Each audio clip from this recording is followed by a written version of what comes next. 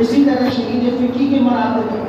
شہید حقیقی ہے کہ جو جنگ کی حالت میں کفر اور اسلام کی جنگ کے اندر کفار کے ساتھ لڑتا ہوا اپنی جان کا نذرانہ اپنے رب کے حضور پیش کرتا ہے، اس کو شہید حقیقی کہا جاتا ہے. اب ذرا توجہ چاہتا ہوں، سنیے. فرمایا جو آل محمد کی محبت میں مرا وہ اس حال میں مرا کہ اس کی مغفرت ہو گئی. اب مغفرت کے لیے موت ضروری ہے. فرمایا موت کے لیے شہادت سب سے اعلیٰ درجہ ہے، موت کے لیے شہادت سب سے اعلیٰ مقام ہے. چونکہ مسجد میں موت آئی تو نماز کی کیفیت میں یہ موت کی ایک کیفیت ہے، لیکن شہادت کے مختلف درجات فقہاء نے بیان کیے. کوئی جانور سے گر کے مر گیا وہ بھی شہید ہے، پیٹ کی بیماری میں مر گیا وہ بھی شہید ہے، کوئی حادثے میں مر گیا وہ بھی شہید ہے، اور وبا میں مر گیا وہ بھی شہید ہے. شہید کے درجات میں آئے گا، شہید نہیں ہوگا لیکن مراتب شہادت والے پائے گا. اب ذرا توجہ چاہتا ہوں. پہلے فرمایا من مات علی حب آل محمد مات مقبورا، پھر فرمایا من مات علی حب آل محمد مات شہیدا. اس کی مغفرت اس وجہ سے ہوگی کہ خدا اسے شہادت والی موت عطا فرمائے.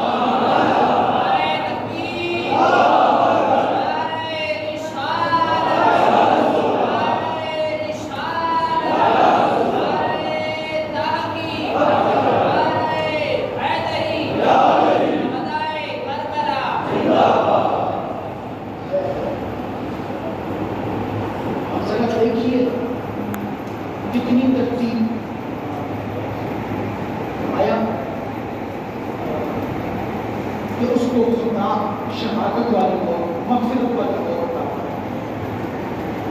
مغفرت اس وجہ سے ہوگی کہ خدا اس کو شہادت کا کوئی نہ کوئی درجہ عطا فرما، کوئی نہ کوئی درجہ شہادت کا عطا فرما دیتا. لیکن ایمان کیا ہے کہ آل بیت سے ایمان کیا ہے؟ آل بیت سے محبت، آل بیت سے الفت، آل بیت سے چاہت، یہ ایمان ہے.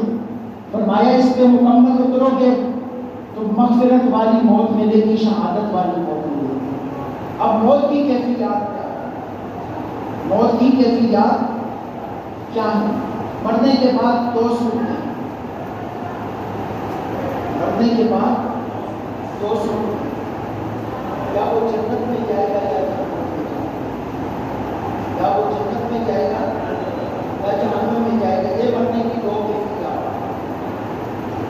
فرمایا کہ حیثیت انسان تیری قبر کے اندر، قبر کی کیفیت بڑی سی. فرمایا جو گناہگار ہوگا اس کی قبر کو اتنا تنگ کر دیا جائے گا کہ اس کی بستیاں ایک دوسرے میں پھنس جائیں گی، اس کی بستیاں ایک دوسرے میں پھنس جائیں گی. اور جو نیکوکار ہوگا نا، فرمایا اس کی نظر قبر کا حد نظر کو شامل کر دی جائے گی. جنت کی کھڑکیاں کھول دی جائیں گی، جنت کی کھڑکیاں کھول جائیں گی. اور یہی کام محبت آل بیت والے کے ساتھ ہوگا، الفت آل بیت والے کے ساتھ ہوگا. اور یاد رکھیے ایک بات سمجھ لیں، یہ فضائل کے اندر یہ نہ سمجھ لینا کہ اعمال کچھ نہیں. محبت آل بیت تب کامل ہوگی جب آل بیت کے طریقوں میں بھی چلے. یہ نہیں کہ دعویٰ کرتے رہے وہ شمول کی طرح پیٹ کرے تھوڑی سی آئے آئے آئے آئے ہم محبت آل بیت کے دعویدار ہیں. آل سنت کا عقیدہ یہ کہ محبت آل بیت اسی کو ملے گی جو حسین کی طرح سر سکتے ہیں. میرے آقا حسین نے نماز ایسی ادا کی نا کہ اپنا سر سجدے میں رکھ دیا. اور یہ قرآن کا میرے آقا کا فرمان ہے جو جس حال میں مرے گا اسی حال میں اٹھے گا. تو حسین نے تو سر سجدے میں چٹایا اور حسین کا سجدہ جاری ہے، قیامت تک جاری ہے. حسین تو آج بھی نماز میں ہے. اگر کوئی محبت کا دعویٰ کرے آل بیت کے ساتھ اور بے نمازی اور اس کی محبت کامل نہیں، کوئی آل بیت سے محبت کا دعویٰ کرے اور روزہ نہ رکھے اس کی محبت کامل نہیں.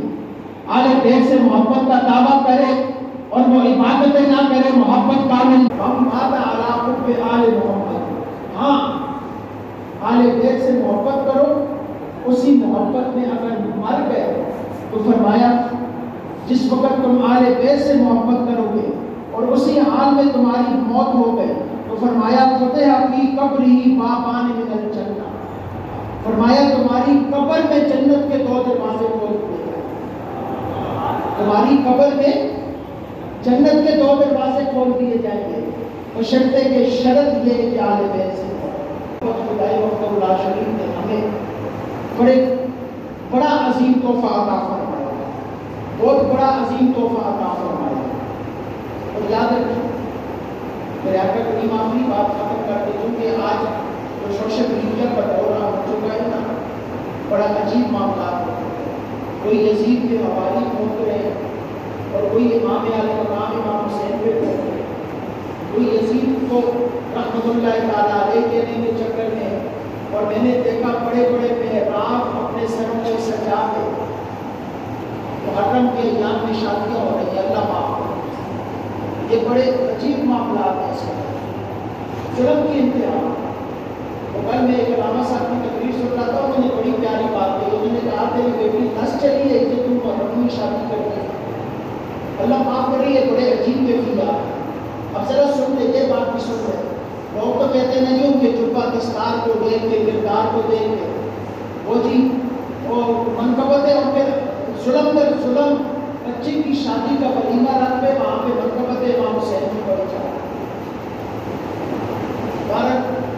جو بات میں کرنے لگا میرے آقا کریم علیہ السلام نے فرمایا نا ایک آدمی سین حرم کے حتیم اور مقام ابراہیم کے درمیان احرام کی حالت میں حالت نماز کے اندر سجدے میں پہنچا. اس سے بڑی کوئی موت ہوتی. سین حرم ہو حالت نماز ہو احرام کی حالت ہو سر سجدے میں ہو اس سے بڑی اعلیٰ موت کسی کو نصیب نہیں ہوتی. میرے آقا نے فرمایا اگر اس کے دل میں بغض آل بیت ہے تو وہ جنت میں نہیں جا سکتا. اس کے دل میں بغض آل بیت ہے تو وہ جنت میں نہیں جا سکتا. دوستو ضرورت ہے ہمیں اپنی صفوں میں آل حسین کی محبت پیدا کرنے. آج بڑا عجیب دور آ گیا ہے. یہ محرم اور حرام کا مہینہ جو میرے آقا حسین کے ساتھ خاص ہے ان کی عظمتیں بیان کرنے کا مہینہ ہے. ہم جواب دیتے دیتے تھک گئے ہیں کہ یزید جنتی ہے کہ نہیں ہے. محرم میں شادی ہونی چاہیے یا نہیں ہونی چاہیے. ارے یاد رکھیں خدا کی قسم یہ اہل سنت کی صفوں کے اندر انتشار پیدا کیا جا رہا ہے. محبت حسین سے ہٹا کے ہماری توجہات کو دنیا کے اور کاموں میں لگایا جا رہا ہے. لیکن سنی یاد رکھ یہ مہینہ صرف محبت حسین کے لیے ہے. جن کو یزید سے محبت انہیں یزید مبارک. ہمیں حسین سے محبت ہے. ہمیں حسین مبارک.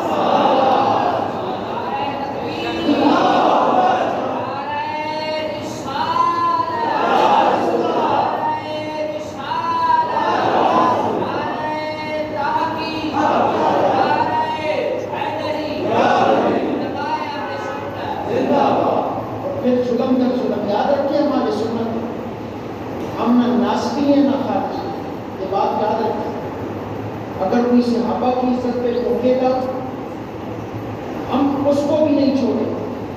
کوئی اہل بیت کی عزت پہ ٹوکے گا ہم اس کو بھی نہیں چھوڑیں.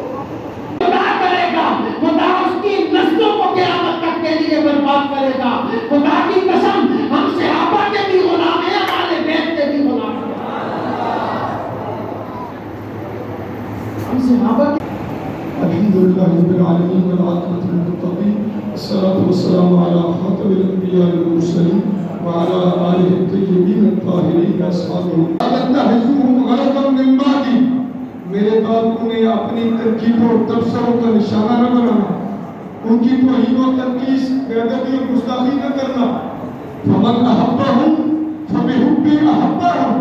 جس نے ان سے محبت کی تو میری وجہ سے ان سے محبت کی. ومن ابغضہم فببغضی ابغضہم. جس نے ان سے عداوت رکھی بغض رکھا تو دل میں میرا بغض تھا تب ان سے عداوت رکھی. ومن آذاہم فقد آذانی. جس نے انہیں ایذا دی اس نے مجھے ایذا دی. ومن آذانی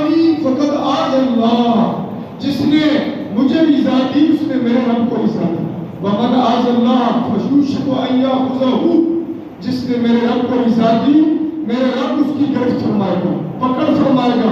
اس کبھی ہمارے ائمہ عقائد نے بیان کیا ہے کہ ہم رافضیت، ناصبیت، خارجیت سے پاک ہیں، کیونکہ ہم اہل سنت و جماعت ہیں، ہم اہل سنت و جماعت ہیں، اس لیے ان تمام افراد و تفریق کے راستوں سے پاک ہیں۔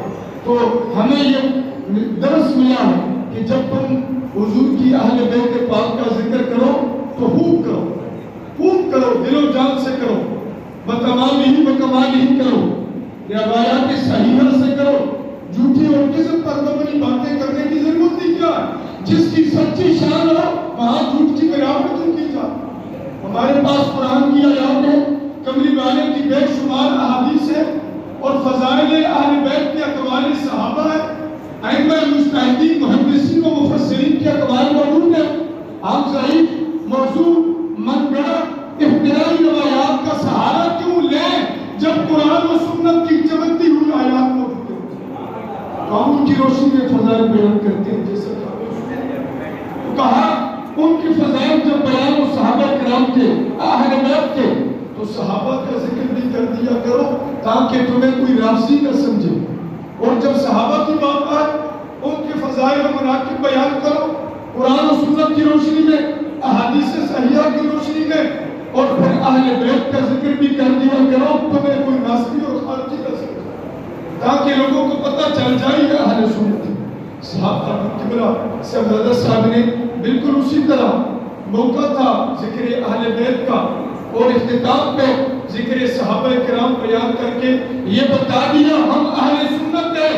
ذکر اہل بیت سے کوئی یہ نہ سمجھے کہ ہم رافضی ہو گئے ہیں، ہم سنی، اور دل و جان سے صحیح معنوں میں اہل بیت کی بات اور ذکر تو کوئی ہی سن نہیں سکتا، باقی کوئی نہیں سکتا، یہ تو حقیقت ہے۔ اور حضور کے صحابہ کا ذکر بھی صحیح معنوں میں سنی ہی کر سکتا۔ ہم خوش نصیب ہیں اہل بیت کی بات آئے تب بھی ذکر کا حق ادا کرتے ہیں، صحابہ کی بات آئے تب بھی حق ادا کرتے ہیں، اور یہ دونوں اس لیے کہ ہمیں حکم ہے دونوں سے محبت رکھو، حضور کی اہل بیت کی محبت، عقیدت، اور حضور کے صحابہ کرام علیہ رضوان کا ادب اور حضور کے صحابہ کرام کی تعظیم ہمارے ایمان کا حصہ ہے۔ ہم کوئی یزید کی صفائی دے، بھائی یزید کی بھی کچھ صفائیاں ہو سکتی ہیں، اس کے لیے یہ اتنا ہی کافی ہے کہ بس وہ یزید اور کچھ نہ بھی کہیں، یہ کوئی تھوڑی بات ہے، باقی اس کی مذمت کیا ہو، اتنا ہی کافی ہے کہ بس وہ یزید ہے۔ بھائی کوئی کسی چور کی صفائی نہیں دیتا، ڈاکو کی نہیں دیتا، جھوٹے کی نہیں دیتا، بددیانت اور خائن کی نہیں دیتا، بے نماز کی نہیں دیتا، لوگ کہیں گے بھولے کی صفائیاں دے رہا ہے، کلمہ پڑھ کے تو کیسا مومن ہے یزید کی صفائیاں دے رہا ہے؟ اپنے ایمان کی خیر تو بناؤ۔ اور واقعہ کربلا کے بعد تو عاطف غیب سے صدائیں آتی رہی کہ وہ قوم ادرجو امتن قتلت حسینہ شفاعت جدی یوم الحساب، جس گروہ امام جان نے، جن مردودوں اور ملعونوں نے سید عالم کے شہزادوں کو شہید کیا، کیا وہ یقین جب سوچ سکتے ہیں قیامت کے دن حسین کے نانے کی شفاعت نصیب ہوگی؟ ہمیں تو شفاعت مصطفیٰ چاہیے، اور وہ غلامی حسین، وہ غلامی حسین، یہ ہماری دینی ضرورت ہے، ایمانی ضرورت ہے، دکھلاوا نہیں، ہم کسی کی خاطر نہیں کرتے۔ احب اللہ من احب حسینہ، اور میرے آقا دعا کرتے ہیں میرے مالک تو اسے اپنا محبوب بنا لے جو میرے حسین سے بنائے، تو ہم نے رسول اللہ کی دعا لینی ہے، یہ ہماری ایمانی ضرورت ہے۔ ادھر حضور کے صحابہ کرام علیہ الرضوان، تو میرے آقا کریم کی یہ حدیث موجود ہے طبرانی میں، فرمایا کہ اذا رأیتم الذین یسبون اصحابی فقولوا لعنۃ اللہ علی شرکم، جب اس گروہ کو دیکھو جو میرے صحابہ پہ سب و شتم کرتا ہے تو یہ کہہ دیا کرو اللہ تمہارے شر پہ لعنت کرے، ومن سب اصحابی فعلیہ لعنۃ اللہ والملائکۃ والناس اجمعین، جس نے میرے صحابہ پہ سب و شتم کیا، لعنت کیا، ان پہ اللہ کی لعنت ہے، فرشتوں کی لعنت ہے، اور ساری کائنات کی لعنت ہے۔ الحمدللہ ہم نے لعنت کی ہونے سے تو بچنا ہے، ہم نے تو رب کی رحمتیں لوٹنی ہے، اس لیے دل و جان سے غلامی اہل بیت مصطفیٰ بھی کر رہے ہیں، غلامی اصحاب مصطفیٰ بھی کر رہے ہیں۔ اہل سنت کا بیڑا پار، اہل سنت کا بیڑا پار کہ اصحاب حضور نجم ہے اور نور عطرت رسول اللہ کی، صحابہ ہدایت کے چمکتے ستارے ہیں، اہل بیت مصطفیٰ کشتی روح ہے۔